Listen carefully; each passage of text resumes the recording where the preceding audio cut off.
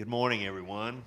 Welcome. The Wednesday, December 4th, 2024 regular meeting of the Nags Board of Commissioners is hereby called to order.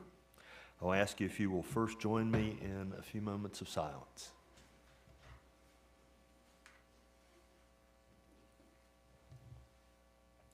And now I'll ask you if you will stand as you're able and join me in the Pledge of Allegiance.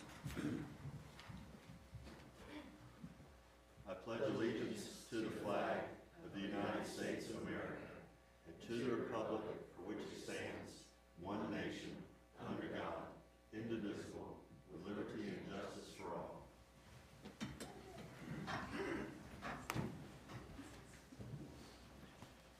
Thank you. I appreciate that. And now the next item would be the adoption of the agenda, and a motion would be in order. So moved. Second. I have a motion and a second. All in favor signify by saying aye. Aye. Aye. Opposed? All right, thank you. Our first item today is we want to welcome back into the room former Commissioner Kevin Brinkley. Kevin, good to see you this morning. As you are all aware, Kevin has moved on to different pastures of service. Kevin was the longtime chief of police, and he started out as an officer, was the longtime chief of police in the town of Nags Head, was my across-the-street neighbor for a long time. We watched their children grow up across the street, was continued to be a neighborhood neighbor, and a good friend. And later, after Kevin is not one who will sit still and not find a way to serve. And so he came back to the town as a commissioner and served with distinction with this board, and for me was often a wonderful sounding board. Kevin has a lot of history in the town of Nags Head, and was always gave good advice when I called to ask. And so we've asked Kevin to come back today for a more formal goodbye here, and I'm going to start by asking any of the commissioners and the town manager if you have anything that you'd like to offer this morning before we start doling out some gifts. Well, I certainly would make some comments if that's okay. Yes, please. So, obviously, I started with the town in 2002. I think Kevin had been working here for some time in the police department, and I got to know Kevin. I was a planner. He was an officer in the police department. Occasionally, we would see each other on the weekends, possibly share a beverage here and there. And, we sort of grew up together in the town, and it's sort of interesting to transition into this role and then have Kevin come onto the board. Over the years, as Kevin was in the police department and the chief, he sort of advocated for certain things for his department, advocated for things for the employees, and then he got to take a different position here and really started to see, those things come to fruition that he always wanted to have happen for the town. Yeah. And I really see the positive influence that he had on the town for our employees and for the things that we've been doing. And so I just really appreciate that. And I think it's made a lasting impact on the town. And so I appreciate Kevin. I appreciate your service to the town and the long-time relationship that we've had. And hopefully we'll continue to see you around town and, continue the relationship. But thank you for all your service to the town and for our long-standing relationship. Yep. And Mike, I'll ask you next if you... Absolutely. I will echo what he said about a sounding board. You and I had a lot of conversations when it comes to the town, and I respected everything you knew about the town and also just the Dare County in general because of your growing up here and being so involved. Happy to see who was your right hand all the way through that because I knew her before I knew you.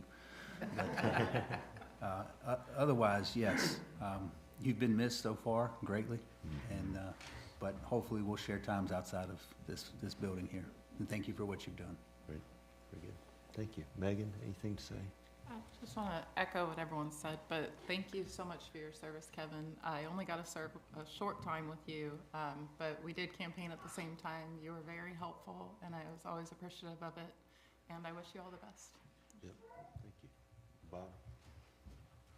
Well, I'm gonna miss my wingman. I mean, when I first started, I was right here, and Kevin was here, and he was kind of my sounding board, and he always helped me out. He was very helpful to me coming in as a new commissioner, and now I feel kind of strange sitting in his seat, but I mean, you know, Kevin spent better part of his life serving Nags Head. He always did what he felt was right, and his heart was in the right place, and I really respect him for that. And I'm gonna miss him, but I certainly understand he's chasing his dreams and moving on to bigger and better things, so. Yep. It's been a pleasure serving with you. Well, we're going to invite Kevin to come up. Kevin, you know, as I said, is not one to sit still and not serve. And Kevin was recently appointed to the Wanchee Seafood Industrial Park Authority, and he has his first meeting at 10 o'clock this morning. and so he jumped from maybe the frying pan into the fire is not quite the right analogy, but from one spot to another. So, Kevin, if you would please come up, and board, if you'll come around the front here.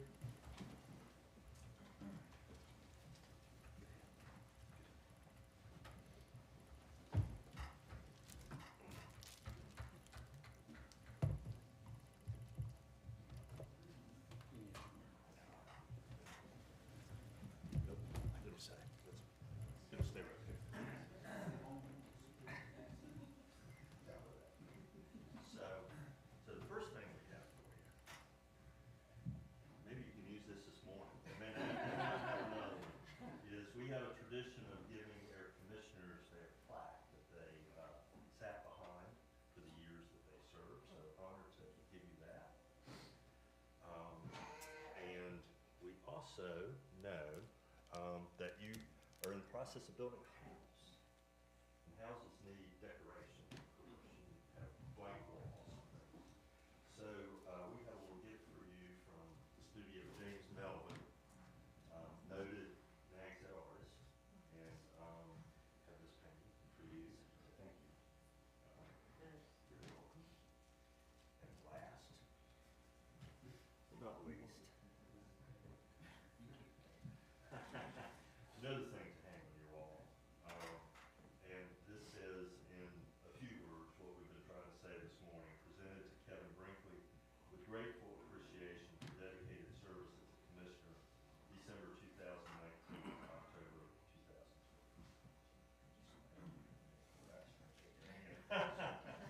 You're welcome. And you earn the right to say anything you want.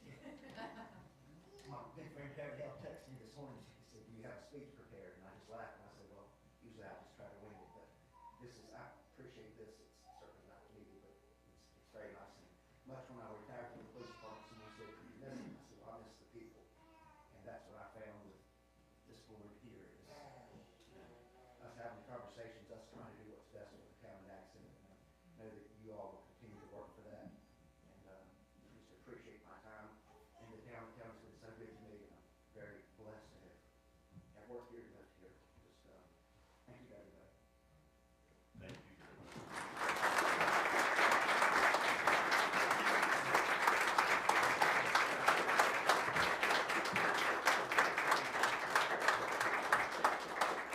Wonderful.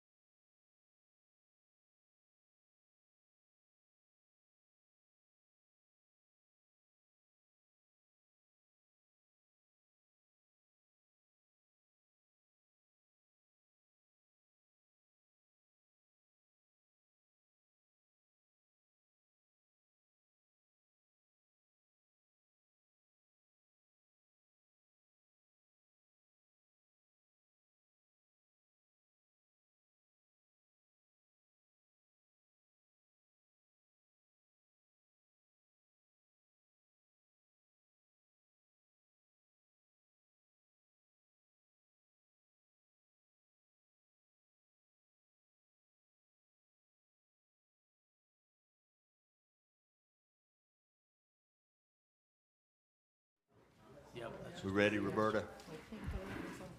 Yeah. All right.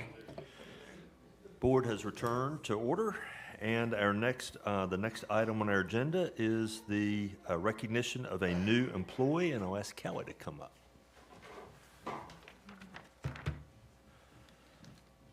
Good morning, Mayor and Commissioners. I'm pleased to be here this morning to introduce you to the newest member of the Planning Department, Jonathan Kirks. Jonathan recently joined us as our Code Enforcement Officer, and in just a few short weeks, he's hit the ground running. He had the opportunity to train under our former Code Enforcement Officer, Ed Snyder, who I'll talk about here in a little bit. But Jonathan has already immersed himself in our codes, the UDO, and he's even written a couple of notices of violation. Jonathan graduated from Liberty University with a degree in business administration and project management. Before joining the planning department, he gained valuable experience as a store manager for Money's Worth Inc. here on the Outer Banks, a manager and a team leader for Virginia Landscapes, and most recently an assistant superintendent for Vision Contractors Incorporated out of Raleigh, North Carolina. Jonathan has a deep connection to Nags Head. He said that he's visited here since he was 5 years old and that it has always felt like a second home to him. He's thrilled to now call it his permanent home and to be part of the town. He's equally excited for his wife Chelsea and their 3 fur babies to join him here in Nags Head soon. In his free time, Jonathan is happiest outdoors, whether relaxing on the beach or skiing down a mountainside. He just likes being out in nature. So we're very excited to welcome Jonathan to the team. Thank you so much.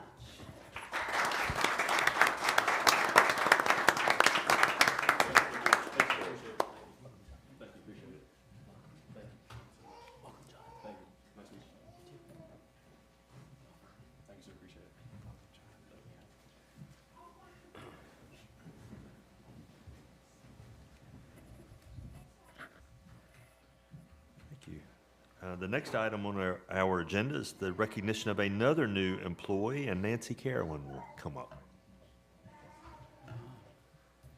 Good morning, Mr. Mayor and Commissioners. I'd like to introduce Kyle Lang. Our Public Service Sanitation Department would like to introduce Kyle Lang as our new sanitation equipment operator, and he is a Dare County native. Kyle grew up on the Outer Banks where he attended Kitty Hawk Elementary School, and in 2003 graduated from Manteo High School. Kyle has a Bachelor's of Arts degree from East Carolina University, and before coming to the town, he worked 8 years in over-the-road hauling. Kyle enjoys golfing, fishing, surfing, and baseball, and is associated with the Colonial Newfoundland Dog Club and Rescue. Please welcome Kyle Lang.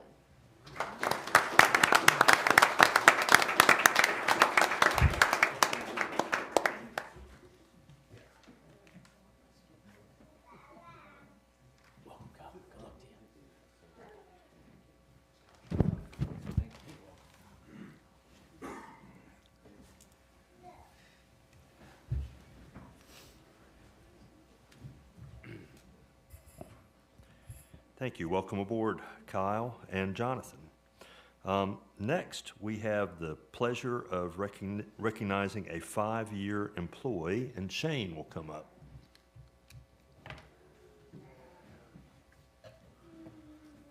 Good morning, Mayor and Commissioners. Sorry we brought a little bit of the romper room this morning, but we're pretty happy to be able to have some of our staff's children with us today. It's my honor to recognize Engineer Lamberto Egan for 5 years of service to the town of Nags Head. Skyla is a Dare County native who lives in Manteo with her partner Brian and their 1-year-old daughter Sloan, who we also have with us today. She loves the ocean and is an avid surfer. You may have recently seen an article regarding Skyla in the North Beach Sun on her pottery skills, as she enjoys also making handmade pottery. Skyla began her career with the town as a lifeguard in 2014.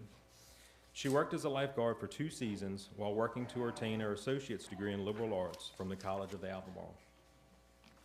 After her time as a lifeguard, she decided that she wanted a career as a firefighter, starting as a volunteer in 2018. She quickly obtained her certification as a firefighter and an EMT.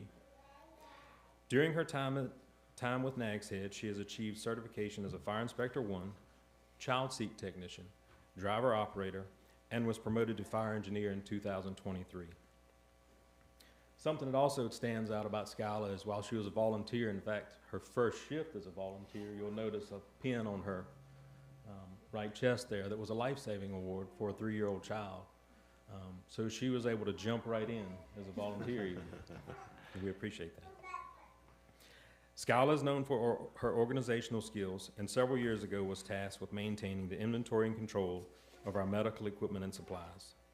This is a very important assignment as she ensures supplies are available for our emergency response. Skyla is a member of the town's team member advocacy group, meeting regularly to make recommendations to foster teamwork and inclusion for all town employees. She was instrumental in writing the Move More initiative, which has been beneficial in helping employees establish goals related to their physical fitness and health. With all of this being said, I think probably the most important title that Skyla now has is Mom. Skyla, we're very thankful that you're a member of the fire department, and I congratulate you on your 5 years of service with the town of Nags Head, and we look forward to many more.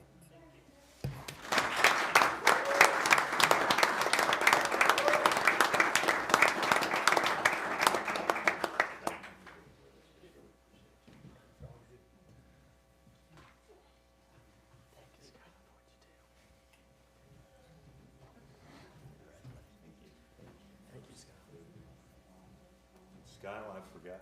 We small token of appreciation. I usually hand that out. Thank you.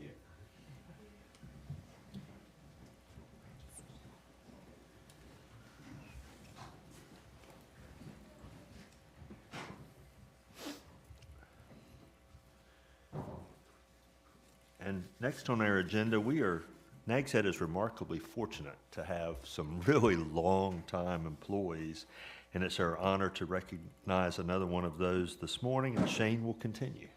Thank you, sir.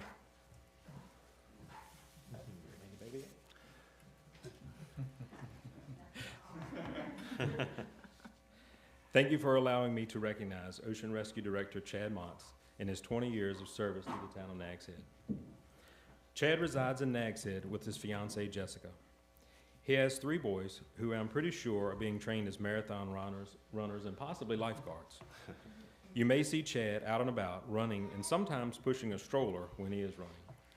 Chad is an athlete and participates in numerous major running events each year. Chad started his career with Nags Head in 2001 as a seasonal lifeguard. He worked in that capacity until 2004 when he was hired as our ocean rescue captain. Chad took an interest years ago in firefighting, becoming a certified firefighter in 2010. In 2011, Chad began working 24-hour shifts in the off-season as a firefighter to supplement our staffing. He has been an active member of the United States Life Saving Association since 2004, serving as a National Certification Officer and Regional Sport Committee member. Chad has been instrumental in establishing the Nags Head Ocean Rescue Division as one of the best. He has helped to organize and host numerous South Atlantic Regional Lifeguard Championships in 2013 and 2018, and looks forward to hosting again in 2025.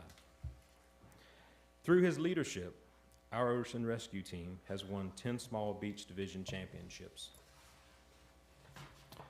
During his time here, he has become a CPR instructor and a defensive driving instructor. This class is given to all town employees. He provides instruction to over 50 seasonal lifeguards each year to prepare them for the ocean rescue season. Recently, Chad worked with Dare County Emergency Management and the National Weather Service to lead the way in updating the Outer Banks Beach Safety Flag system. This system is a combination of warning flags that is globally recognized and easier for beach patrons to find information on, helping to make for a safer beach experience. Aside from these achievements, Chad leads an outstanding, award-winning team of lifeguards who provide an extremely professional level of service to our community. Chad, we thank you for your service over the last 20 years and hope that you will continue working for many more. Congratulations.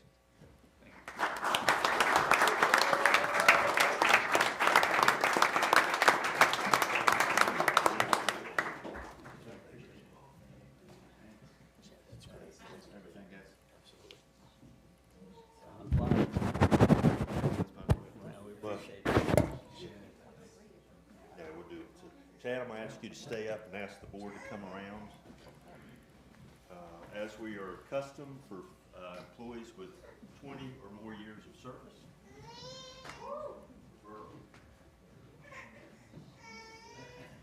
We do a very small token of appreciation for 20 years of service. Thank you, sir. Thank you. Thank you. Thanks, Ed. Appreciate it.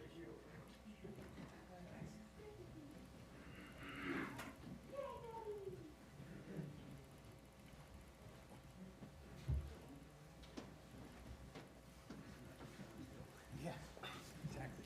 Yeah, I told my wife this morning that we were recognizing Chad, and she said, "Oh, I saw him come through the neighborhood yesterday, pushing a jogger and with the two boys on bikes." So, a familiar sight around that end of Nags Head.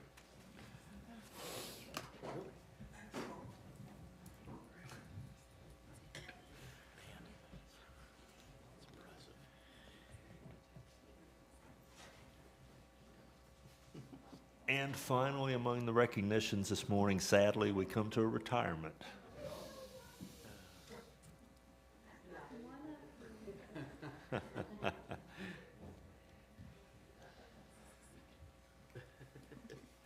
I am both happy and sad to be here today to recognize and celebrate Ed Snyder's service to the town and his well-earned retirement. Ed has had a lasting impact on our town, and I'm honored to be here today to share that with all of you. Ed first joined the town of Nags Head as our code enforcement officer on June 27th, 2016, bringing with him an impressive background in the fire service and law enforcement. After leaving the town in March of 2022, we managed to pull him back in early 2023. So this is Ed's second time around with us. His experience in law enforcement and emergency management shaped his calm demeanor and ability to communicate effectively in all situations, even the most challenging ones. Despite the often difficult nature of his role, Ed treated everyone equitably and respectfully, maintaining a stellar track record and gaining compliance without escalation or issues. Co-worker Kim Thompson summed it up perfectly when I asked her about Ed. She said, "Ed is always professional, calm, and always willing to help regardless of the situation. I've had the privilege of working with Ed not once but twice, and he will be greatly missed." From handling zoning violations to storm damage assessments, Ed took on a wide range of responsibilities with professionalism, tact, and grace. He led the charge in crisis track training at the county level, and then came back and ensured all of our staff in the town were equally well trained to use it out in the field. His leadership during storm preparation and damage assessment was invaluable. Co-worker Paige Griffin shared, "I admire, appreciate, and respect Ed's knowledge, work ethic, consistency, and willingness to take time to train and teach others." Ed was also an incredible mentor and teacher. As Chase Hunley noted, he's very good at teaching and mentoring, whether it's about code enforcement, sand relocation, munis, crisis track, the list just goes on and on. Ed's ability to connect with people truly set him apart. Lily Newberding captured this well, saying, "As our code enforcement officer, Ed had the challenging task of delivering news that wasn't always easy for people to hear. What set him apart was his remarkable ability to do so with kindness and tact. His professionalism, empathy, and warm demeanor are admirable." His coworker Chris Tremblay noted that Ed has been a cornerstone of the planning department. His professionalism inspires confidence, his resourcefulness drives solutions, and his helpful nature fosters collaboration. Ed consistently exceeds expectations, making a significant and positive impact on the town's vision. Ed also didn't shy away from sharing his opinions about zoning, often joking with me after finding a complex zoning issue. I don't know how many times I heard him say, "Have I told you today just how much I really don't like zoning?" He would say it and he would sort of laugh, and I would assure him that he secretly did love zoning. And I think we just always had to agree to disagree on that one because we would go back to our offices. When it came time to transition to his well-deserved retirement, Ed didn't leave us hanging. He helped hire and train his replacement, Jonathan Kirks, who had this to say about him. Words cannot express how grateful I am to have Ed's experience and wisdom with helping me start in this role. I know I have some big shoes to fill. Thank you for your years of service and enjoy some downtime and fishing. Ed's contributions extended far beyond his job description. He served on the town safety committee. He maintained his probationary certifications for building inspections, and he held his fire level 2 credentials. He lent his expertise wherever it was needed. His colleagues admired his welcoming personality, his sense of humor, and passion for sports, especially Eagles football. As coworker Joe Costello shared, Ed has excellent taste in sports teams. I already miss talking about sports with him, especially after Philly beat Baltimore. Go Birds, and congratulations, Ed. Your dedication to the town of Nags Head, your professionalism, and your kindness have left a lasting mark on the community. Whether it was handling difficult conversations, leading storm response efforts, or mentoring our next generation of code enforcement officers, you have always gone above and beyond. As you step into retirement, we wish you plenty of time for your favorite hobbies, especially fishing. And I can breathe a little easier knowing that you're still in town and you'll be there for us when we need help with storm assessments, damage assessments, and sand relocation.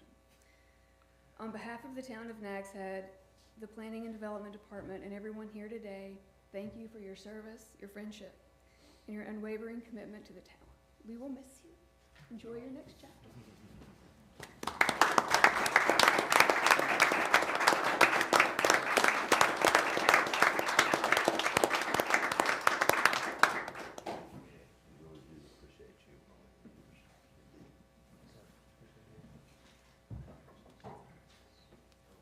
Congratulations. I bet you know the third time's a charm. You can Ask the board to come around for a brief presentation. Go ahead. You win. That's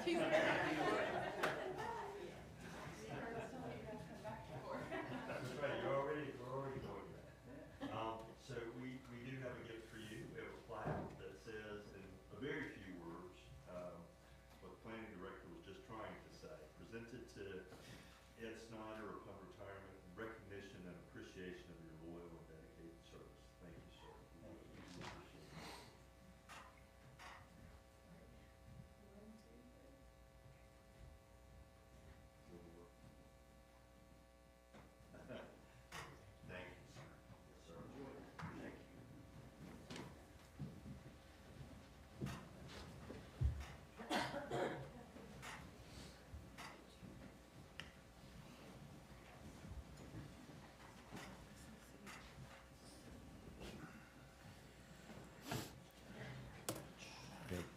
People like Ed leave big holes in institutions when they leave. And those holes eventually heal, but it takes time, and it takes a lot of effort on the part of a lot of parties. But retirement is also well-earned and well-deserved, and we wish you the very best. Happy, long retirement, Ed. Yes, sir. That brings us to public comment, and I'll shortcut this, John. I don't see any. Is anyone here for public comment? Seeing none, we will move. Well, let's be true to form. I think we technically have to offer it. So I will offer. The Board of Commissioners welcomes members of the public to provide public comment at every regular meeting, and if anybody wishes to do so, this is your opportunity. Seeing none, we should close the public comment session. Thank you, sir. Appreciate that. Want to stay to form. Next would be the consent agenda, which you have before you, and a motion would be in order. So moved. Second. I have a motion and a second to approve the consent agenda. All in favor signify by saying aye. Aye. Aye, opposed? All right, thank you. Now that brings us to public hearings, and I will turn this to Mr. Leidy. All right, thank you, Mr. Mayor. At this time, we'll begin the public hearing to consider amendments to the town's Unified Development Ordinance regarding the hotel parking standards. This is a legislative matter for the board, therefore sworn testimony is not necessary. But we will begin by receiving the staff's analysis presented by the Planning Director, Kelly Wyatt.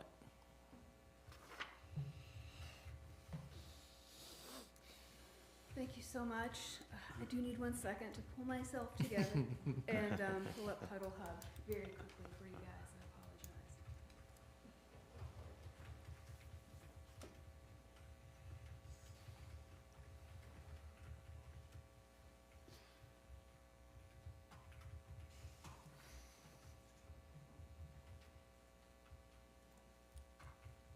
See if I did this right.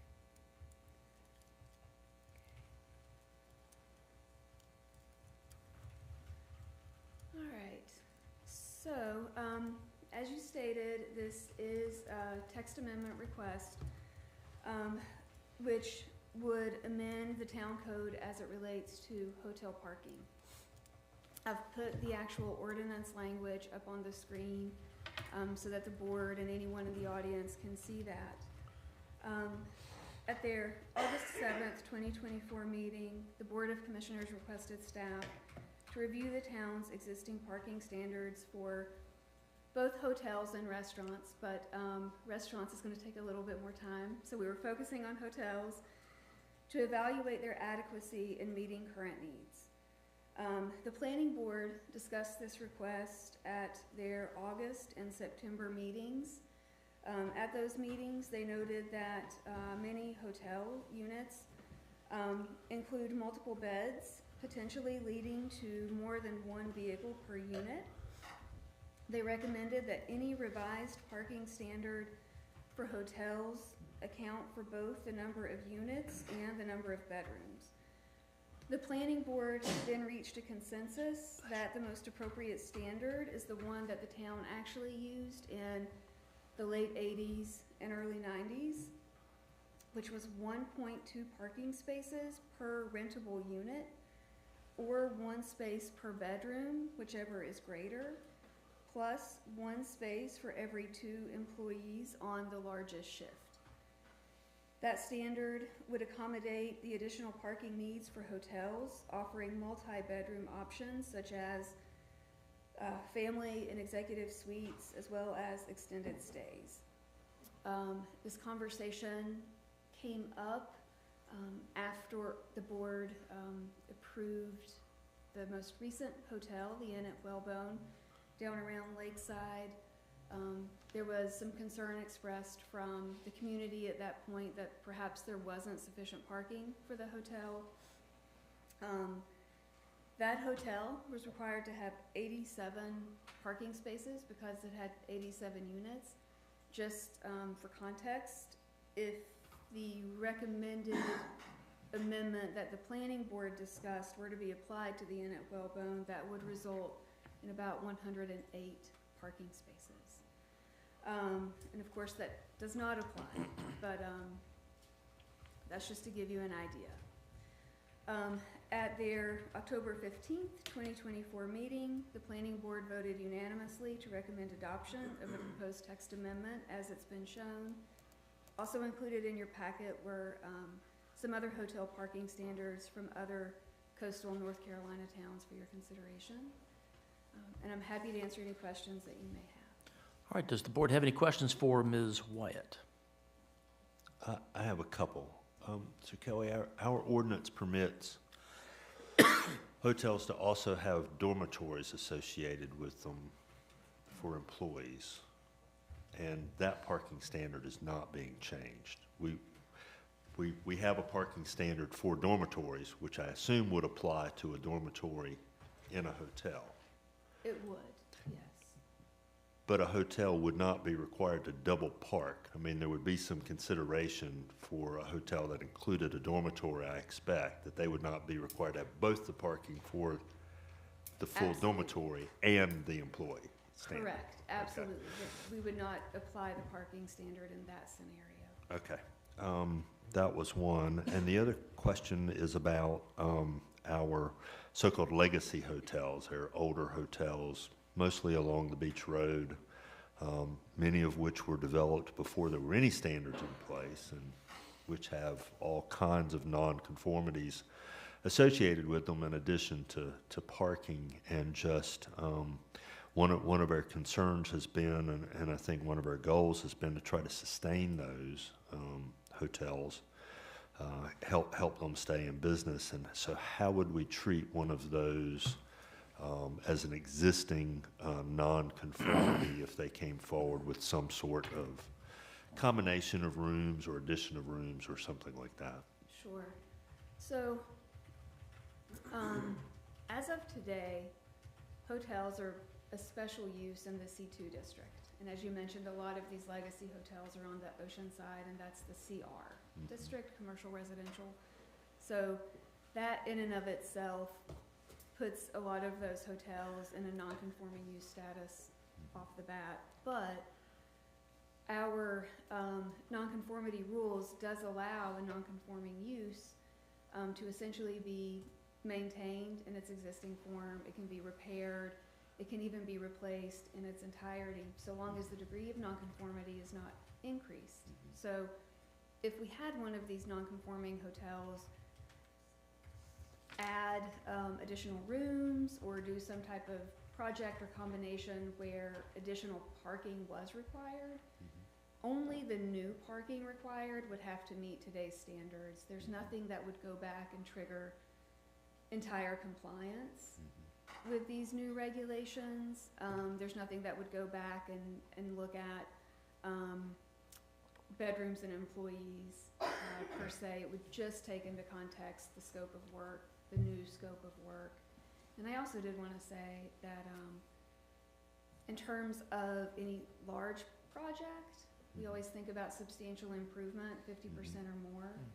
So zoning actually eliminated that 50% rule a while back. It still holds for CAMA and FEMA, but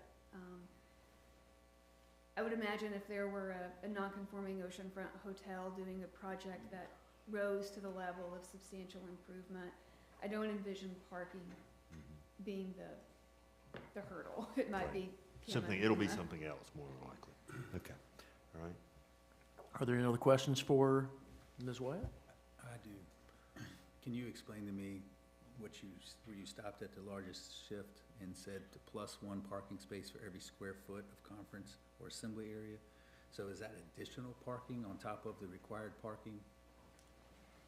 It is. So that part was unchanged. So a lot of hotels have restaurants associated with them, meeting spaces, things of that nature. That was already accounted for in our standard. That could explain why we don't have any hotels. Well, there's a missing word in there or something, or there's a missing area in there, because it's not a 100. parking space for every single square foot. It's a parking space for every, It says square foot. it's whatever the Sorry. standard is. Probably 100. Let's see, 1 parking space per bedroom, whichever is greater, plus 1 parking space for every 2 employees, plus 1 parking space for every square foot of conference or assembly area. So if there is no conference or assembly area, What if there's 1,000 square foot of a conference room, or 1,000, what if there's 100 square foot of assembly area? A lobby is an assembly area.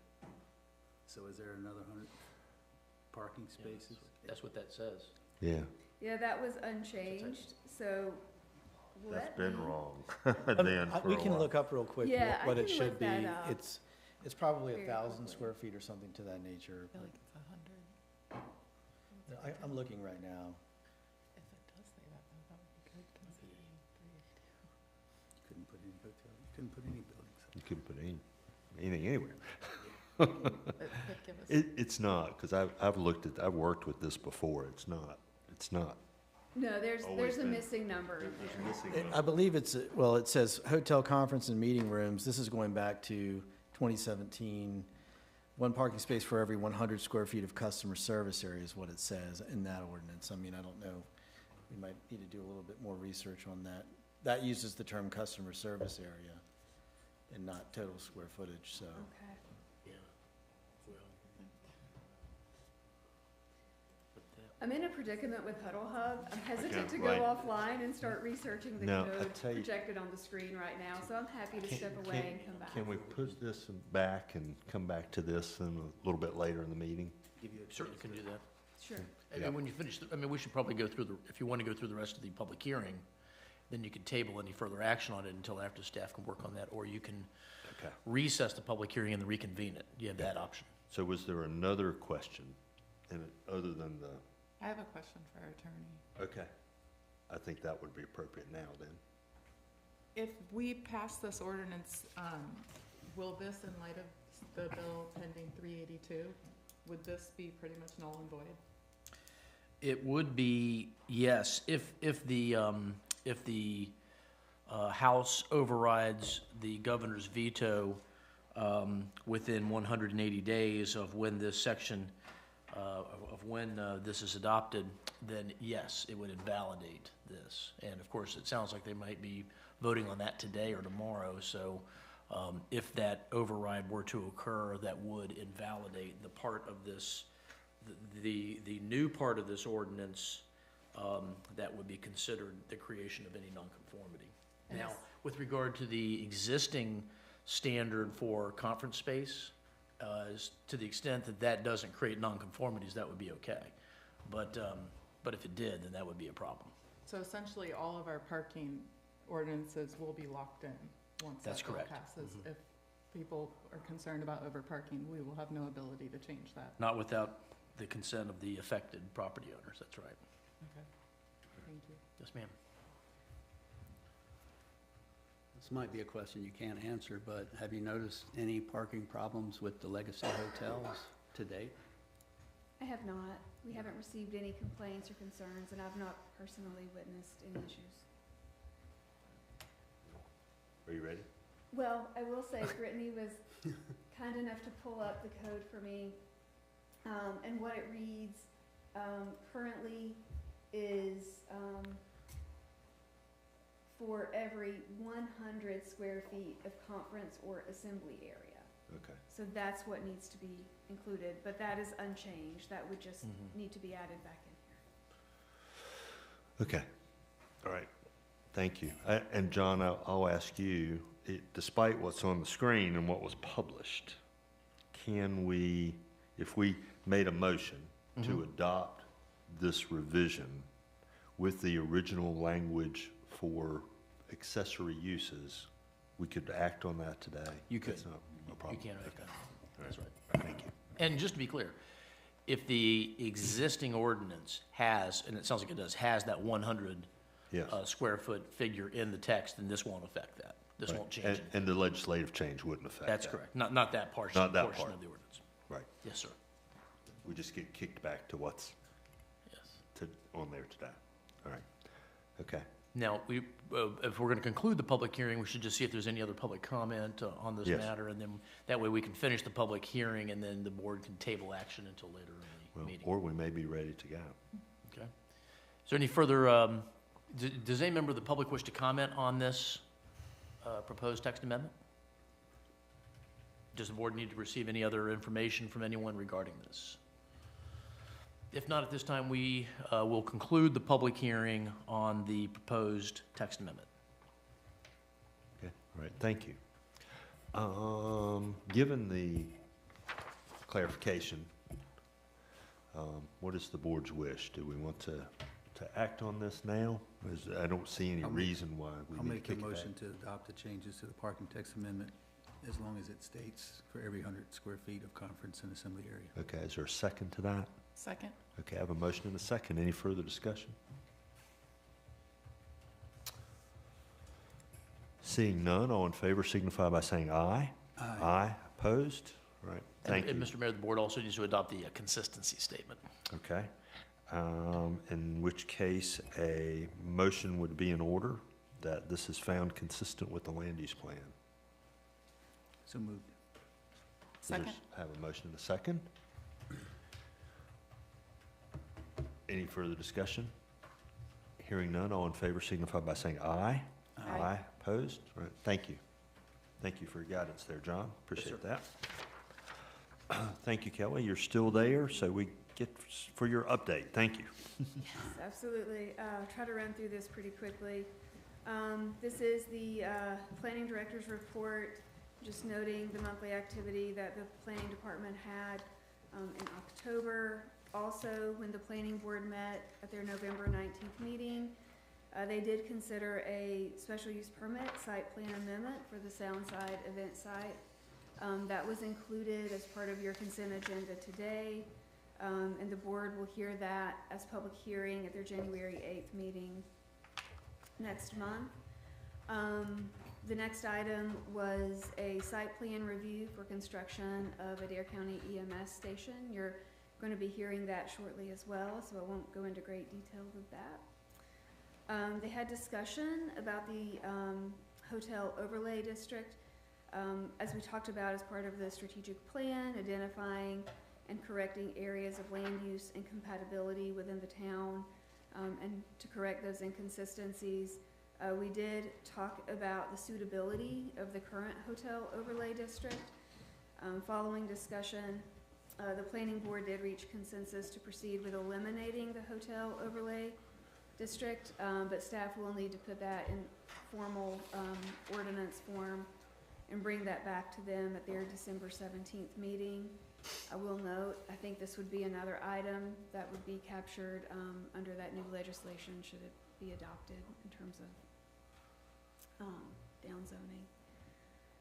The next item that the planning board discussed was accessory dwelling units.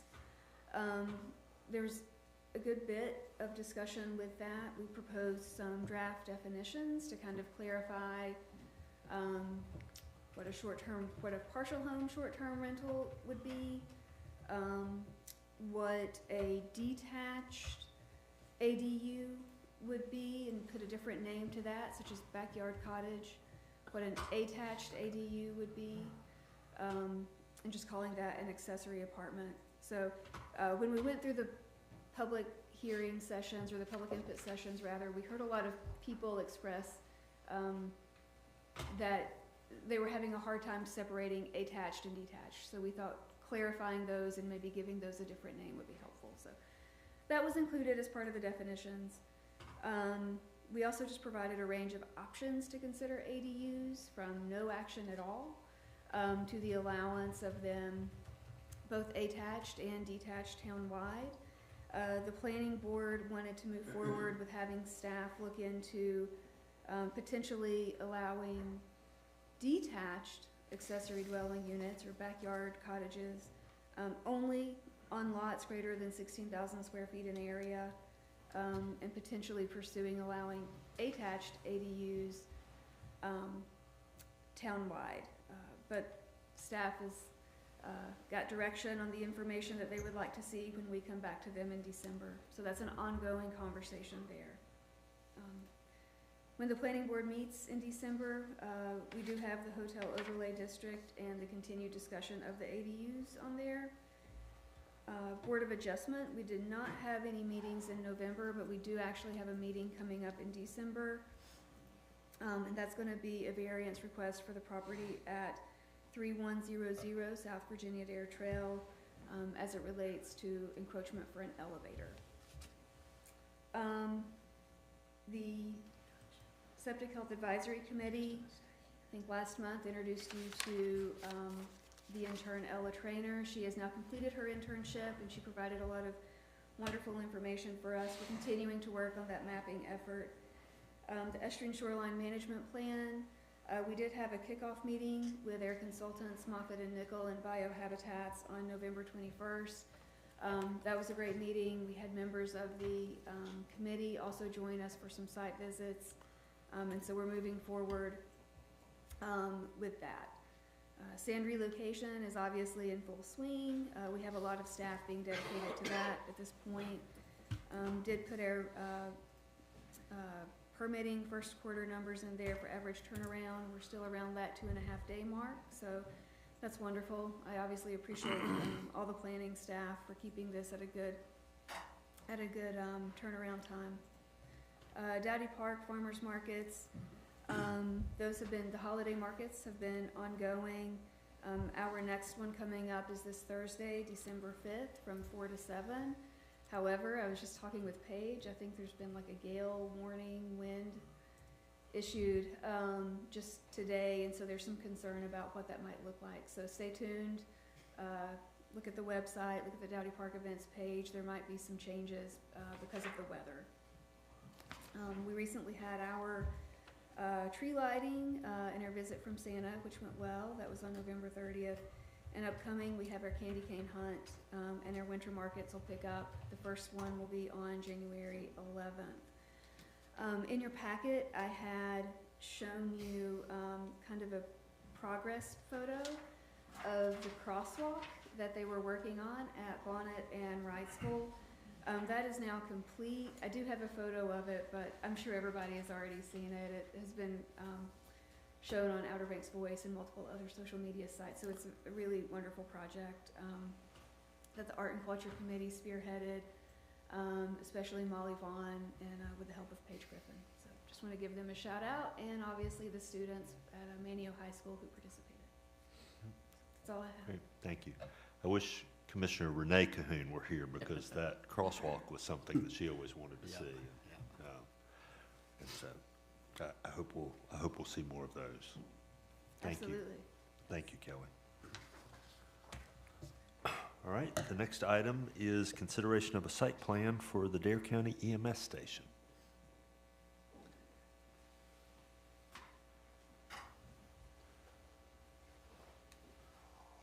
Okay, you have me again on this one.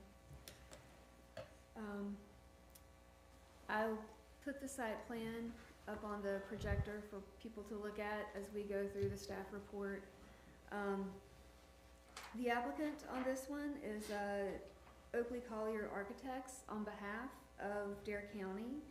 This is a site plan review. They're requesting consideration of construction of an 8,305 square foot Dare County Emergency Management Services, or EMS station, located at 105 West Sea Chase, so right across the street where the BB&T Bank and Village and now part of the town's property is located. This is located in the Village zoning district. It's part of the Commercial 1 zoning district, and the properties adjoining it are predominantly in that same C1 district. The property is pretty high, so as far as it being flood compliant, it certainly will be. The grade in that area is around 13 feet. Certainly meet our 9-foot RFPE. Recently, the board heard some text amendments that would allow county EMS station as a permitted use within the Commercial 1 district. So that is obviously now a permitted use.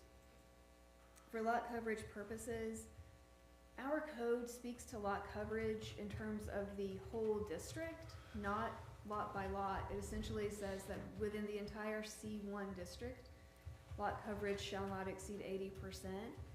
The C1 district encompasses Outer Banks Mall, the out parcels for urgent care, Outback. It would include this property, as well as the quilt shop behind it and the subdivision beyond.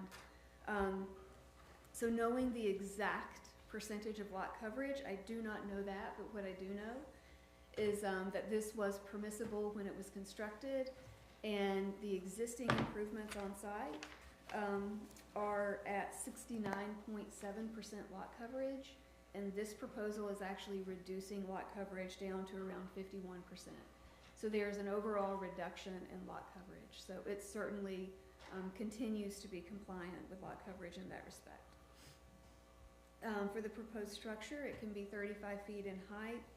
They're proposing a 34-foot tall structure, so that is compliant, and of course we'll ask for a height certificate at the appropriate time.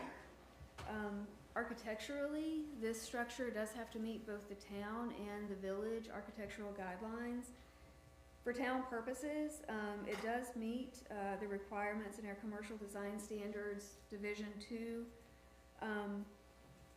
It does have a human scale design. It has various roof articulations, including a watchtower. It has residential style windows, exterior masonry with board and batten, and shingle siding. It also has workable shutters and gable brackets. So it does meet the town's architectural design standards. The applicant, Oakley Collier, has been in contact with the Village Architectural Control Committee. We're currently working on getting that approval, but there is no reason that we can't move forward with our zoning approval based upon that. For parking, the Board of Commissioners adopted a recent text amendment that stated EMS stations should have 1 parking space per employee on duty and 1 parking space per 200 square feet of training facility and customer service area. The applicant has told us that at shift change, there's going to be a max of 12 people there. So that's going to be 12 parking spaces right off the bat. There are no training areas, and they have about 100 square feet of customer service area. So they need 13 parking spaces. They're proposing 22. So they're certainly compliant with regard to parking. We do have a section of the code that requires a percentage of the parking area be done in permeable paving materials.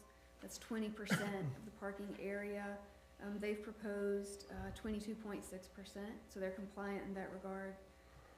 For buffering and landscaping, there's several sections that this would apply to.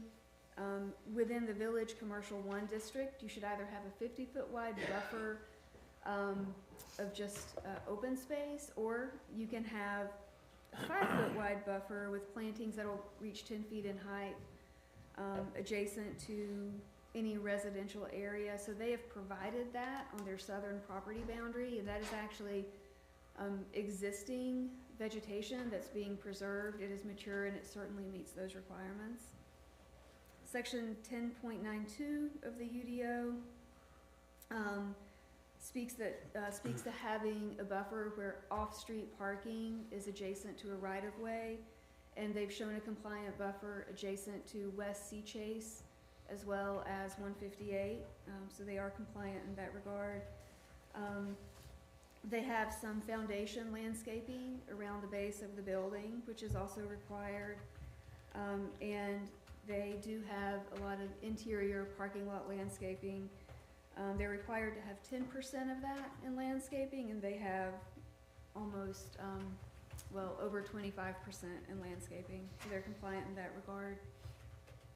In each of these commercial projects, there's a requirement that you either preserve 10% of the existing vegetation or you plant 15, and they are preserving 11% of the lot area in existing mature vegetation, and that is in addition to all the other plantings. So they certainly meet that requirement as well. They will need to provide a lighting plan prior to any installation of lighting. We'll need to approve that. There's no signage being proposed at this time. Because this is in the village, they are served by a wastewater treatment facility. The applicant, Oakley Collier, has been in contact with Carolina Water Supply, and they have verbally stated that they have the capacity and they're willing to serve. But prior to the issuance of any building permits, we'll just want that in writing. With regard to traffic circulation, our town engineer did look at that, and he stated that it is consistent with the code. This is going to require an encroachment agreement from NCDOT, which they are aware of. Stormwater management is only required if you have a net gain in lot coverage, or if you bring in fill. They are doing neither, but they are going to be maintaining the existing stormwater features on site, so that is compliant as well. And our fire department and our public services department have also reviewed the plan and approved it as well. As I mentioned, the planning board looked at this at their last meeting, and they unanimously recommended approval of the site plan as it's been proposed. Staff also recommends approval of the site plan as it's proposed. I'm happy to answer any questions that you may have. We do have representatives from Oakley Collier here today, as well as the engineer, Mike Robinson, should you have any questions for them. I only have one question for you, Kelly. You said this is required to meet both the town's architectural standards and the village's. Was it required to achieve a certain point total? It was not. So our UDO gives you two options now. You can either fall under the residential design manual where you do have to achieve a certain number of points, or you can comply through Division 2, which sets out requirements and recommendations for human scale, roof articulation, certain things like that. So they didn't go that residential aspect, they went through the commercial design. Okay, all right, thank you. You're welcome. Thank That's you. all. Questions? Kelly, do you know, and maybe the representatives from over the call can say if they've talked to the Yorks and shared this plan with them? Because there was concern when we were talking about doing something there of what was gonna go there. As staff, I have not had any conversations with them, and perhaps the applicant could speak to that as well, but I'm not aware that, I have not spoken with them, The nor quilt have they shop. reached out. Yeah. The neighboring property. You don't know?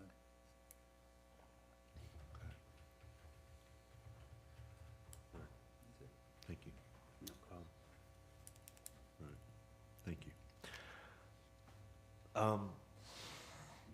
I would ask that we share that with the quilt shop owners, if Sure, you would, provide please. them with a site plan? Yes. Okay.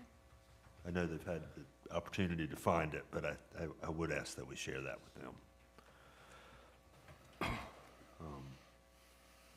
All right. No further questions, board? Okay, Thank you. thank you.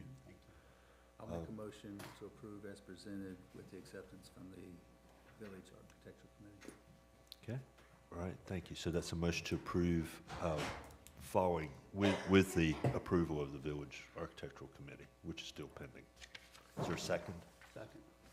Okay, I have a motion and a second. Any further discussion? Hearing none, all in favor signify by saying aye. Aye. Aye, opposed? All right, thank you. Thank you, Kelly. That brings us to new business, which would be committee reports. I'll start. Bob, anything to report? The Eastern Shoreline Committee, we actually took a field trip with Biohabitat and Moffett Nichols, town manager, planning director, and we went to a couple of the sites that they're doing some modeling and design for, which is the south side of Nags Head Woods and kind of the north side of Villa Dunes, and also Soundside Road, where they're looking at putting in the living shoreline. So things are moving along really good there, and hopefully we'll be able to start sometime in the future. So. Were any of the property owners included in that? Stakeholders were there, yeah. Some of the property owners were there, especially the property owners from the Villa Dunes. Good. And yeah, and a couple from Soundside, and and Soundside will be really nice. It'll get rid of some of that riffraff if the living shoreline takes and everything works out. So, Good. so yeah, and they all seem very optimistic on how it'll work out. So it's good news. Good. The Jeanette's Pier Committee did meet. We didn't really take any action. Just heard an annual report. Commissioner Cedars? The Tourism Board approved the grants that we applied for, with the exception of the light, and they're looking to pursue talking with the state about putting a light at the main intersection and entrance instead of where we proposed it.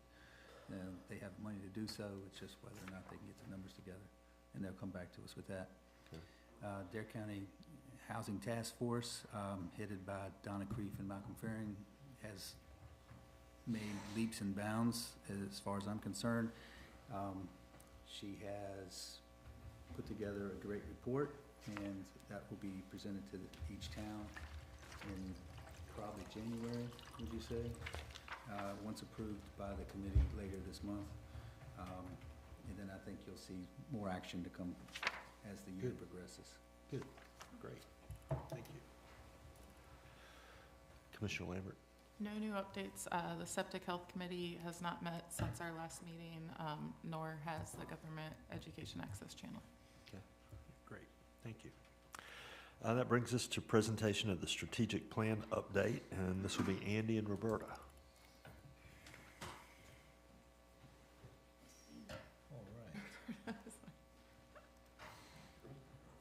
So, the town has obviously been preparing strategic plans for a few years now, going back to about 2021. The most recent strategic plan we started working on almost a little over a year ago, and it was adopted by the board in February of 2024. So we held an annual strategic planning retreat, usually in the fall, in advance of the budget and the CIP development. And we did that in October. And we met with the board and with staff. It was a very productive day. We went through the strategic plan that had been adopted in February and just basically identified things that have changed, things that required the plan to be updated. We removed some items that were completed or were no longer relevant. We added some additional items, and we sort of treated this year's strategic plan as an update rather than a whole new revision of the plan. And so basically, we've provided you with a document in the packet that shows you the changes that we made at that retreat. We also have the minutes, which you approved earlier in the meeting from the retreat. And we obviously have the original plan that was adopted in February. One of the things I really wanted to point out today is the board discussed how do we get this out to the public, or how do we make this a little bit more understandable to the public rather than just look at a static document. And so Roberta has created a page on our website, and I think she's done a really great job here making sort of a living document.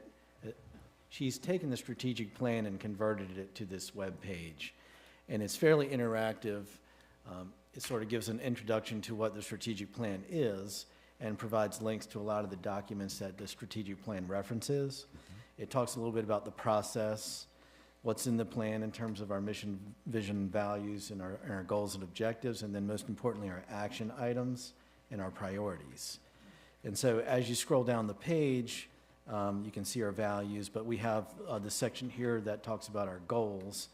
And as you recall from the plan, the goals were broken down into 4 different categories: environment, development, economy, and community services.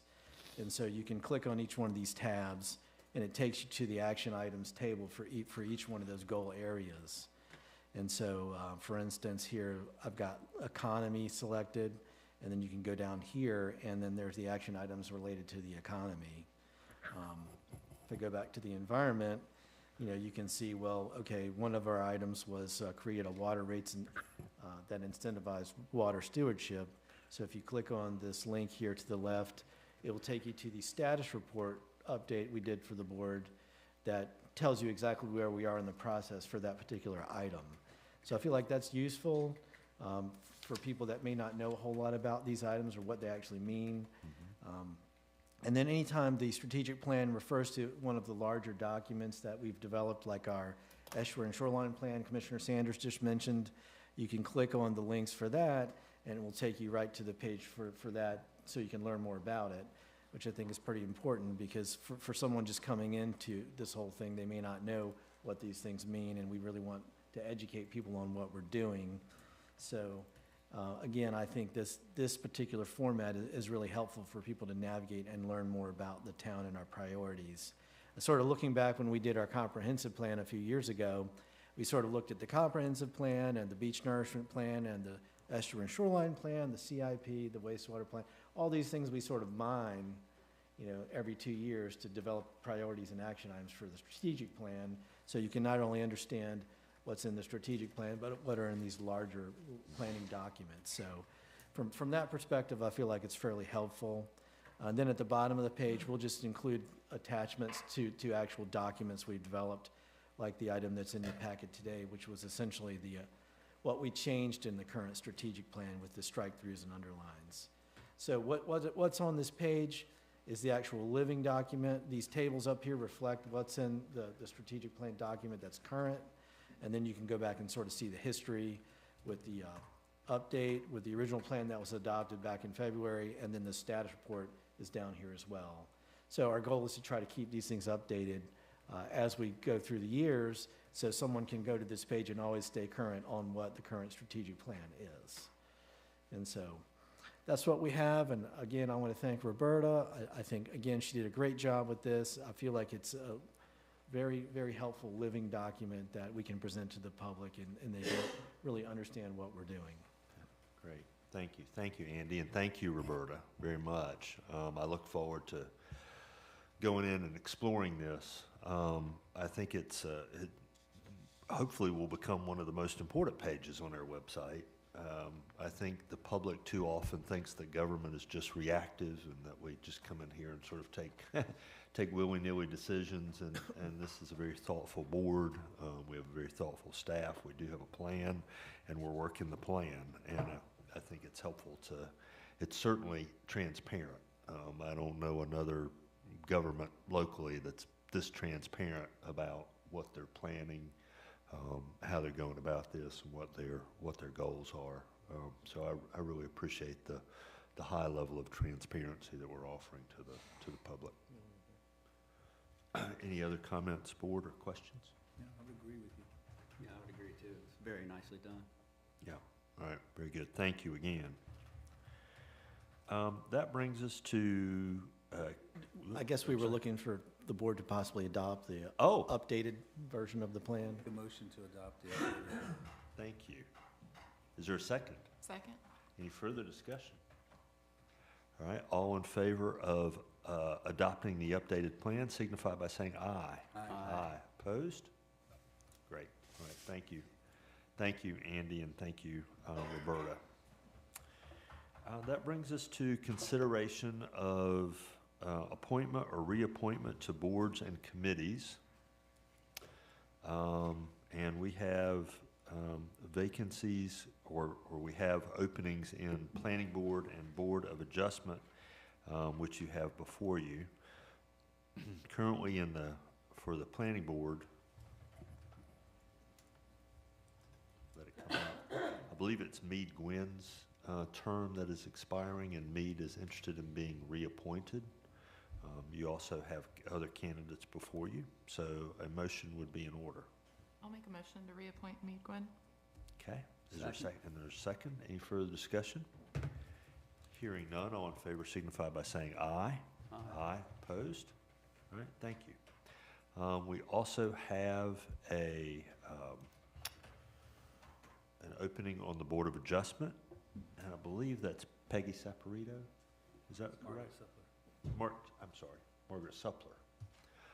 And she is interested in being reappointed. I will make that motion. Okay, all right, thank you. There's a motion to reappoint Margaret Suppler. Is there a second? Second. I have a motion and a second. Any further discussion? All right, hearing none, all in favor signify by saying aye. Aye. Opposed? All right, thank you. I should have possibly amended the agenda at the beginning of the meeting, but we have items H, 4, 5, and 6 were consideration of bids. And because of rebidding and other scheduling issues, those items are not ready for us today, and so we will be bringing those to a later meeting. That brings us to items referred to and presentations from the town attorney. Mr. Leidy? Mr. Mayor, I have nothing to present today. Okay, very good. Thank you. Items referred to and presentations from the town manager, and that will be an update on public services, and actually David will come up for that.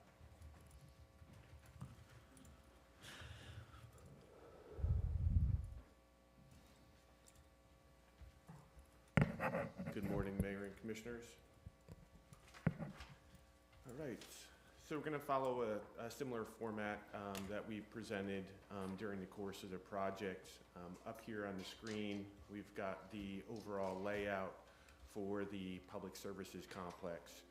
Those buildings that are highlighted in blue, those are the buildings that have been occupied on our site.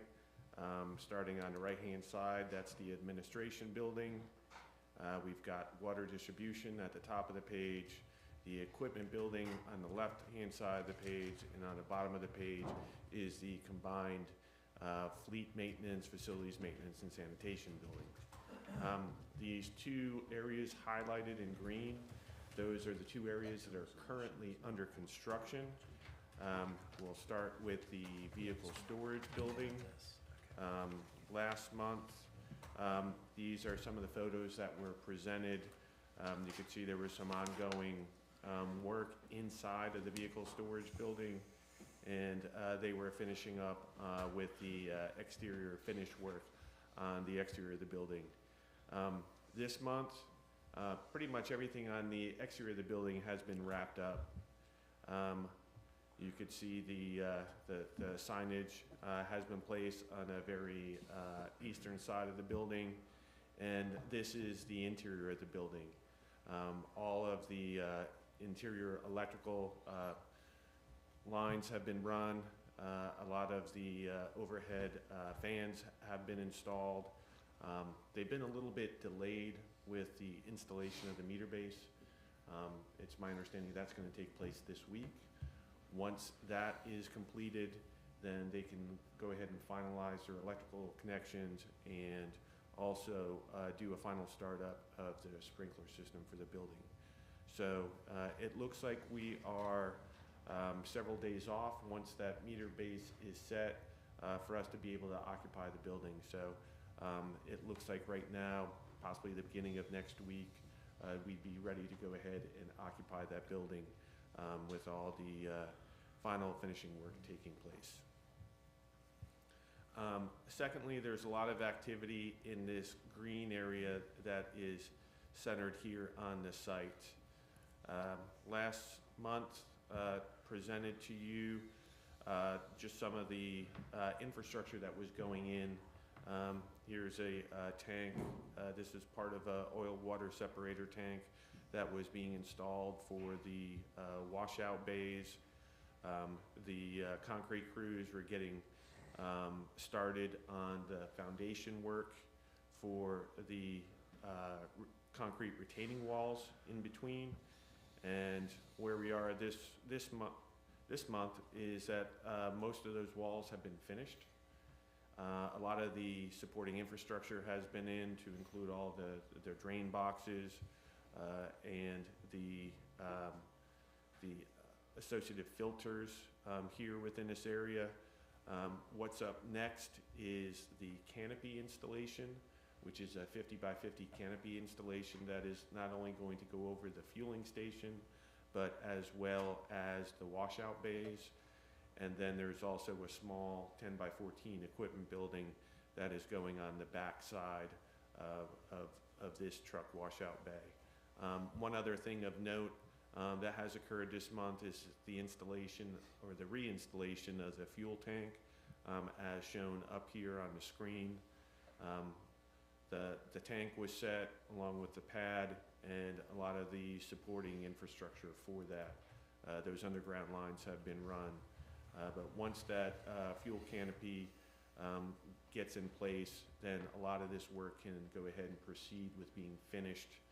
And it looks like right now a majority of this work will be finished here by the end of the calendar year, with some remaining work to be done on this equipment building, which as it stands right now may extend to about mid-January for that to be complete and everything up and running and operational. In addition to the site work, we've also put out a bid package to go ahead and resurface Pond Avenue and also Lark Avenue. That package is currently out on the street. We'll receive those bids within the next week and a half. And our hope is to go ahead and once this site work is finished up, we'll follow right behind with the paving work and tie all this together. So I'll be glad to answer any questions that you have. Any questions, folks? No.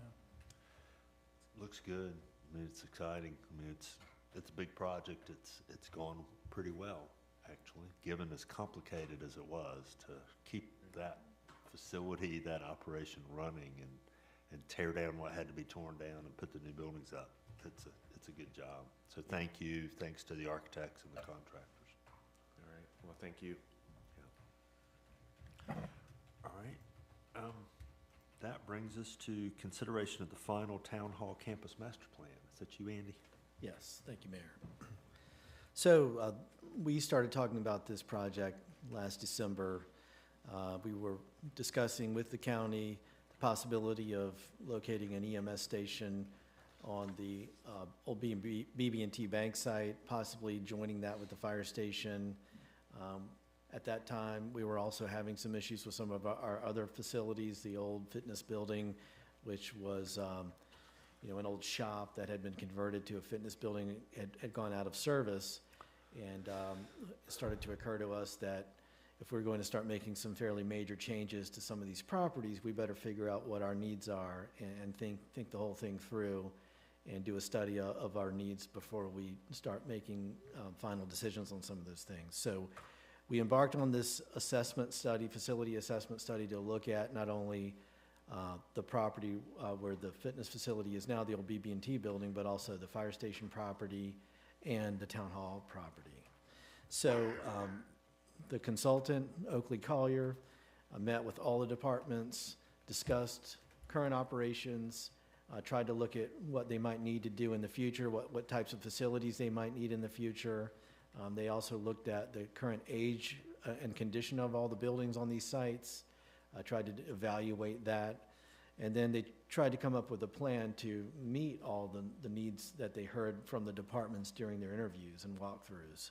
And so that culminated in this study, which sort of lays out a phased plan for developing these sites with our facilities and needs over the next 15 or so years.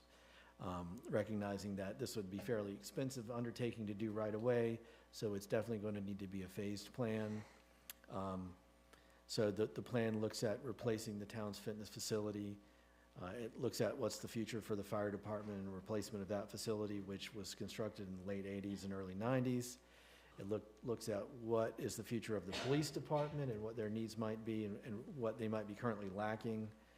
It also looks at replacement of the public services garage, which is on this property, and this boardroom. And this is an aging building as well. And so I feel like this plan does a good job of looking at those needs and phasing those needs.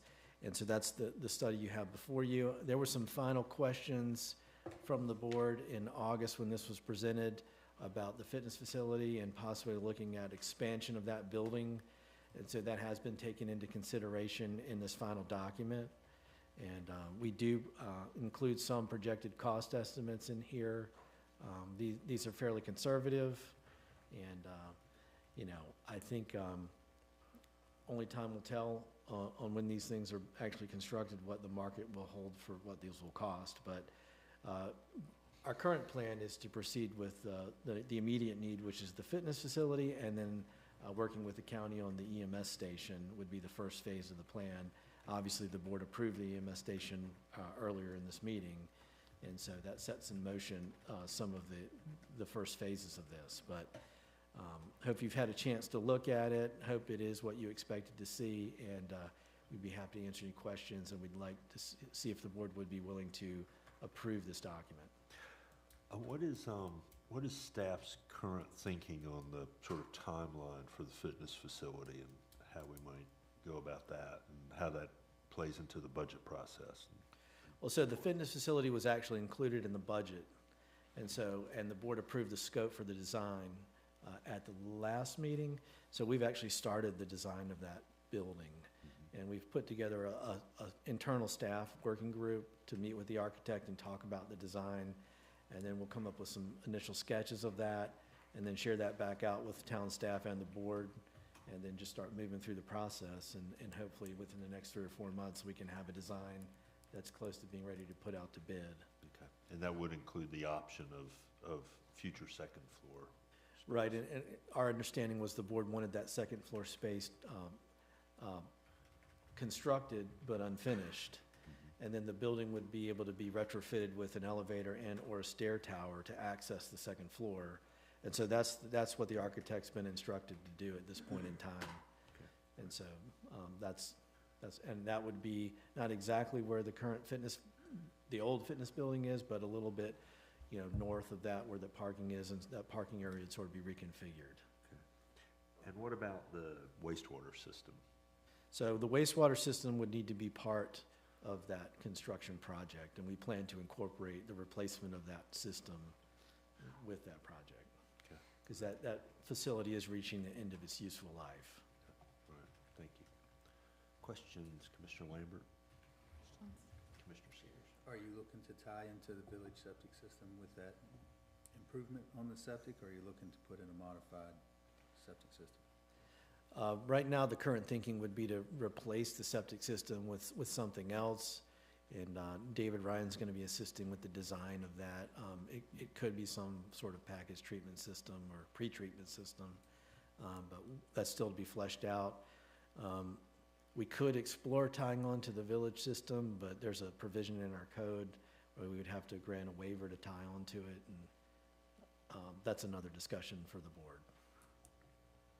Okay. Yeah, we're technically not in the village on this property, and so any property that's outside the village has to have a waiver to tie on to their system, and that waiver has to be granted to the board, granted by the board. All right. So it would be helpful to see a comparison of the cost of tying on plus 20 years worth of fees versus constructing and 20 years worth of maintenance. I mean, I think that would be a helpful comparison to see. And we would certainly need to find out whether they have the capacity, and that would include all the buildings on this town hall site. Right. So Okay. Yes. we can certainly look at that. Okay. And the possible future housing site that's located here. I mean, that would certainly Including- represent a space savings But on you- this property. You would also want to look at doing the septic too, with this in mind, if you ever did this down the road. Yeah, because I mean, office flows are so low. I mean, this is an assembly space, but I suspect we have very low flow from this building. The calculated flow from a few bedrooms is going to be a lot relative to the rest of the property. I mean, Those rates. David, maybe you or Nancy could confirm, but I mean, every building on this property, including the boardroom, is Goes tied to the into same that system, same right? system. Yeah, And so if we were to tie into the village system, there Everything would be goes. no more wastewater on But these properties. and I would think from a practical standpoint, you'd want to go either all one way. I mean, you don't want to tap part of it and have that tap fee plus ongoing fees plus a system that you built and you're maintaining. You would just, I think, definitely go all one way or the other. And I think David said that if we were to redesign the system, we could possibly shrink the footprint of the system if we were to keep something on the property Yeah. and not tie on. But- Right. It's just that technology's changed so much. Okay. Anything else, board?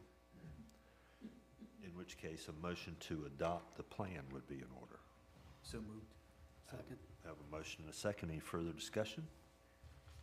Hearing none, all in favor signify by saying aye. Aye. Opposed?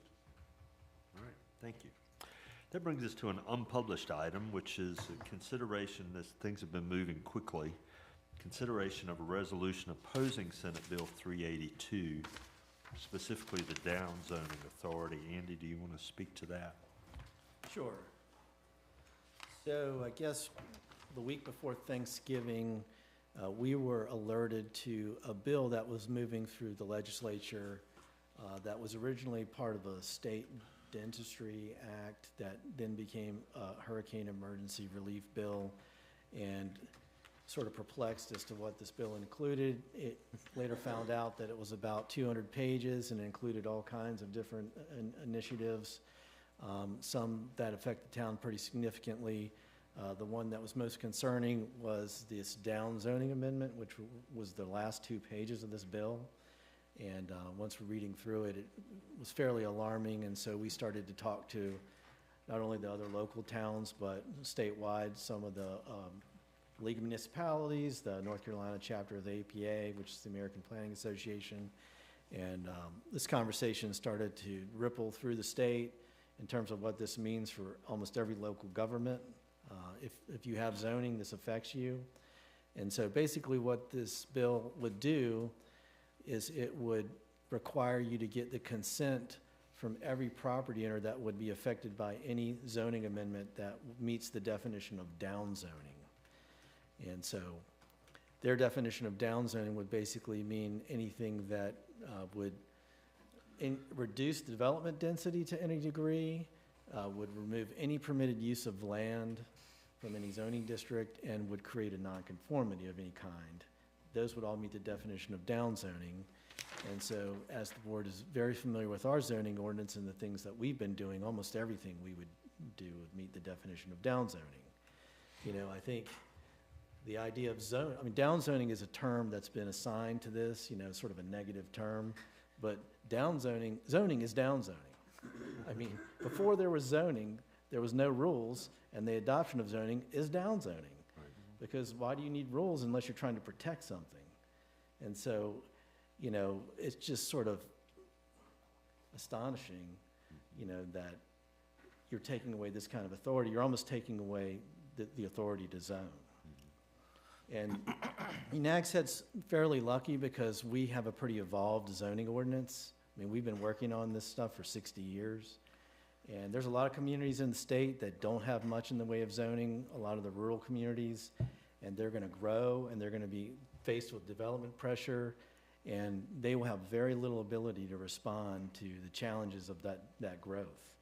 And so I just think that, you know, you're taking away a pretty critical tool from any local government, and no property owner is gonna agree to take away their development rights. And I mean, that's, and to get the consent of every single property owner is almost, you know, nobody thinks it could be accomplished. You know, and if you think about Nags Head and some of the things that we really value, and I tried to stress that in this resolution, but, you know, over the years, we've done a lot of things that I think are pretty critical to the character of the town, and I'll just name a few. So back in the 80s, Nags Head was really concerned about development in Nags Head Woods. And so the town developed a SED 80 zoning district to protect the woods. That would not have been possible had this been in place. In the 70s and 80s, Nags Head was very concerned about oceanfront erosion.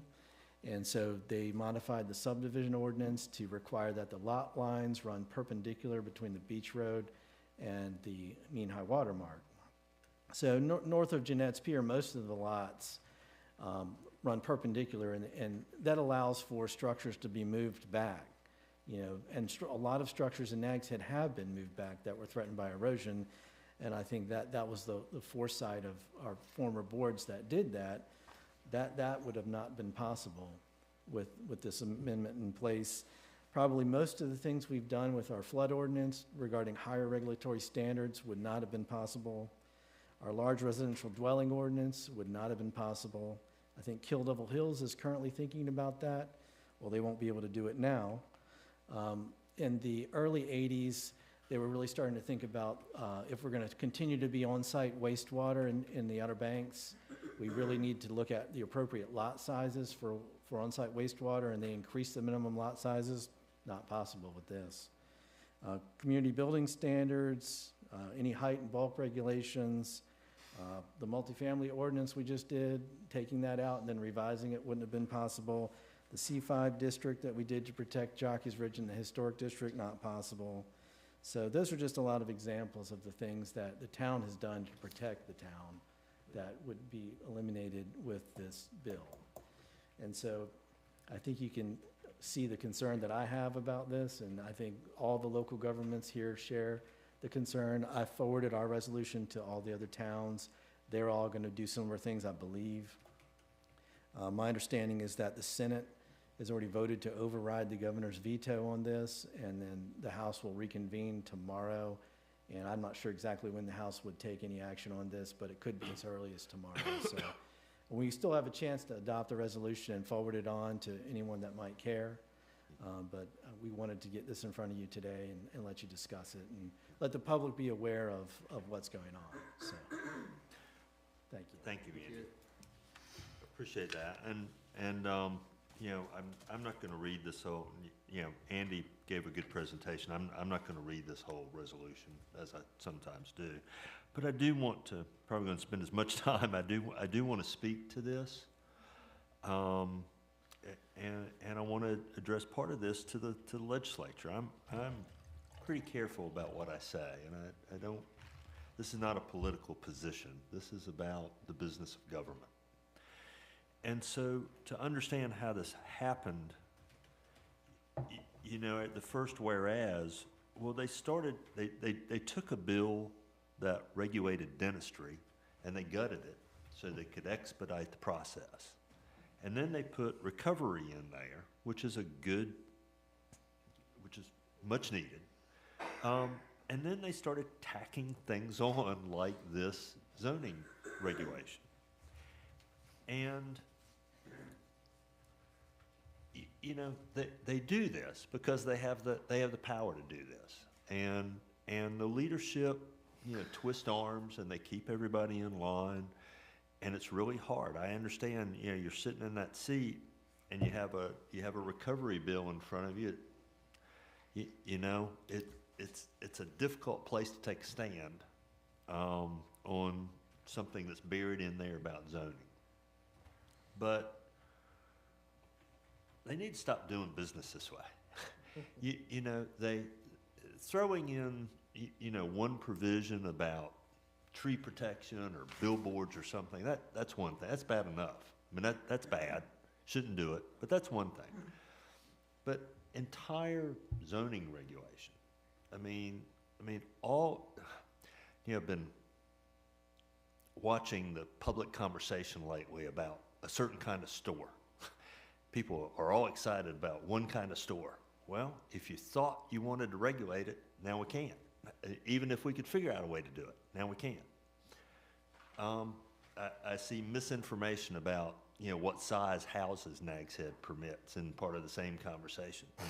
We don't permit big houses like a neighboring town does because of regulations that we adopted. And we're a different town because of everything you see when you drive down the road, the height of the buildings, the size of the buildings, the amount of parking, the amount of lot coverage, all that's a product of zoning. I mean, I don't think people just realize the extent to which everything they see in the environment, in an urban environment like this, is a product of zoning.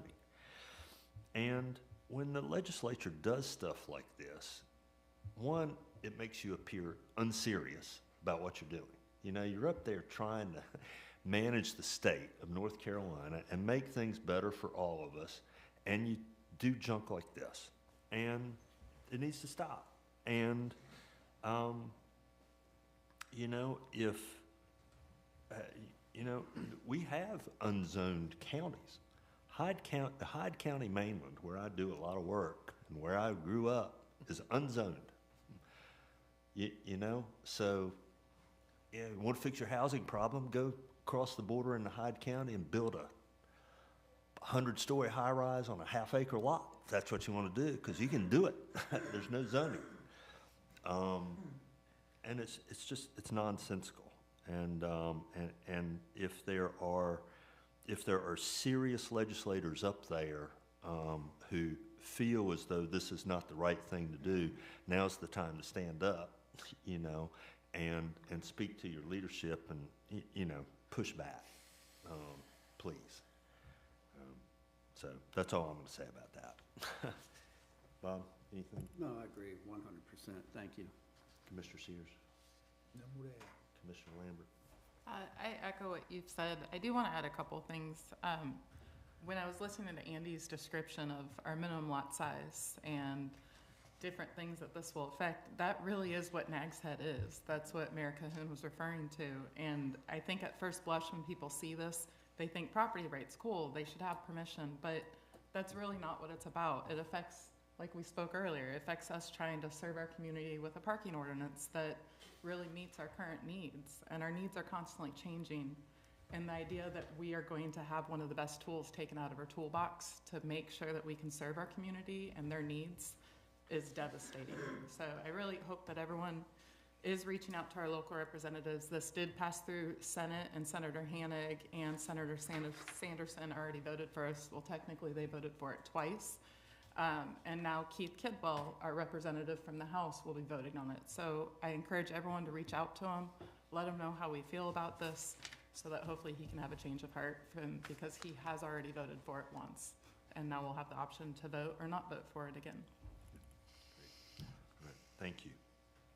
All right, so having heard the discussion already, a motion would be in order to adopt the resolution. I'll make the motion to adopt the resolution as presented. All right, a second? Second. I have a motion and a second. Any further discussion?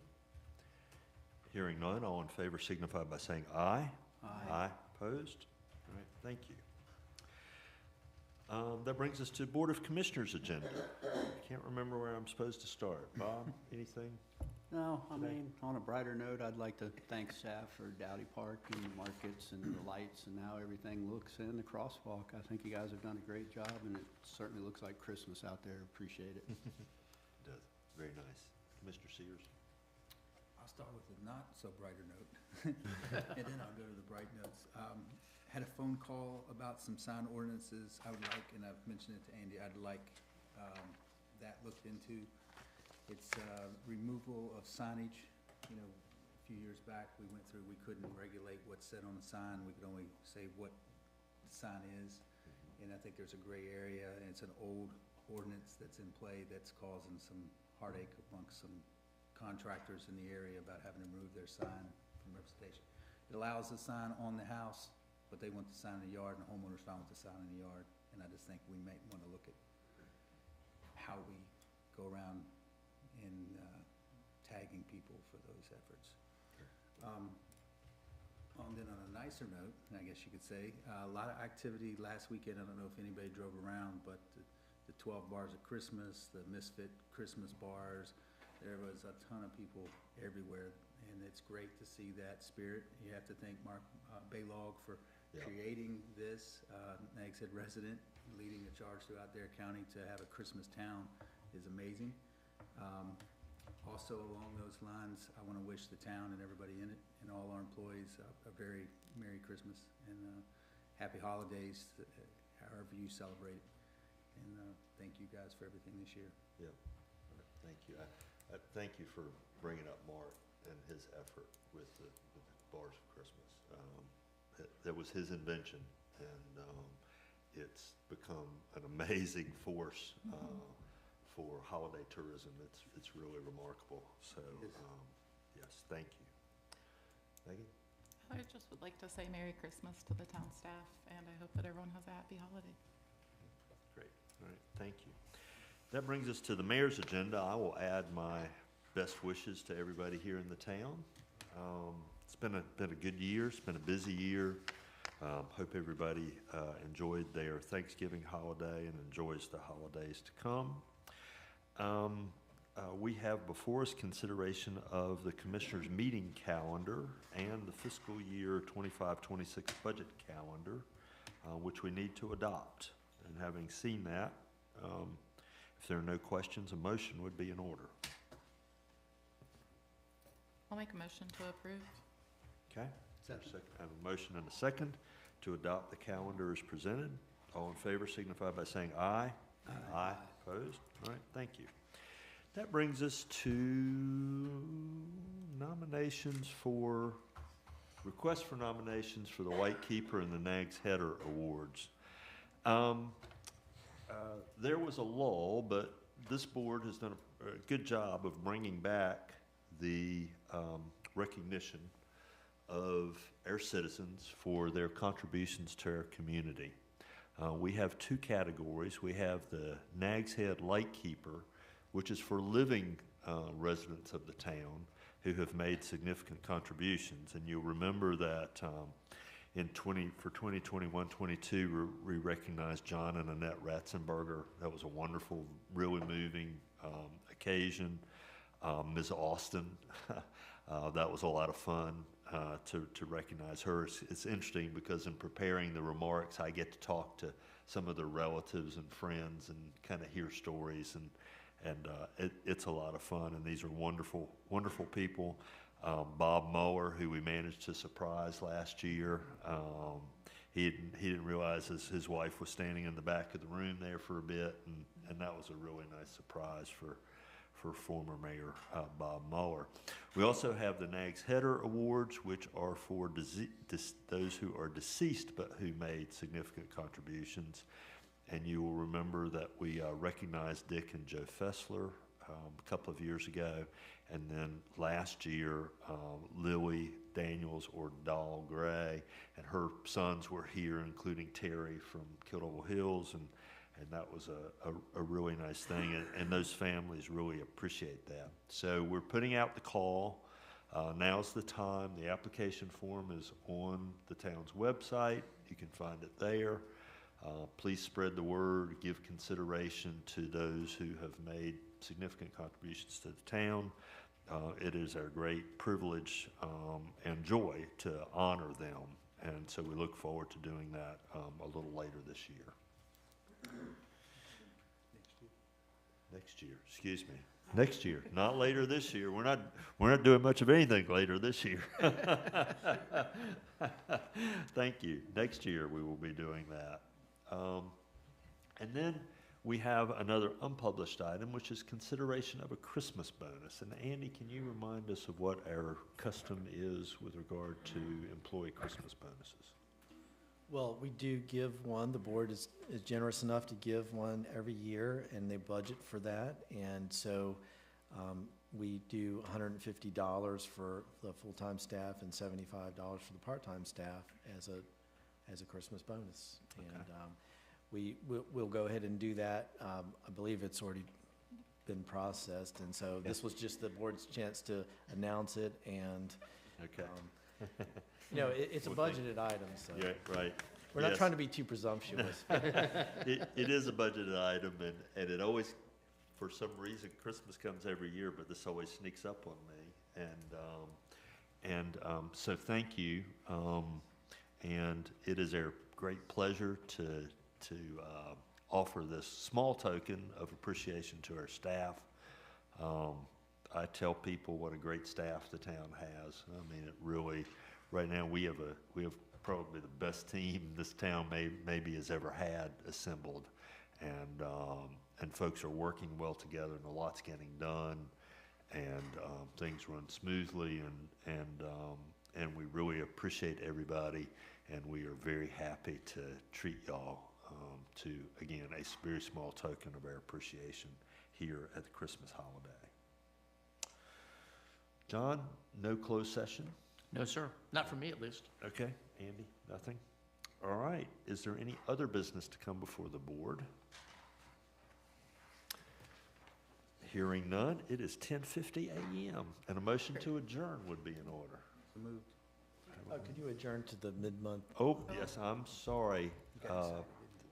So, adjourn to the mid-month meeting. Actually, recess to the. Recess to the mid-month meeting. Thank you very much. I assume that motion still stands. Is there a second? Second. I have a motion and a second. All those in favor signify by saying aye. Aye. Aye. Opposed? All right. Thank you very much. Thank you, everybody.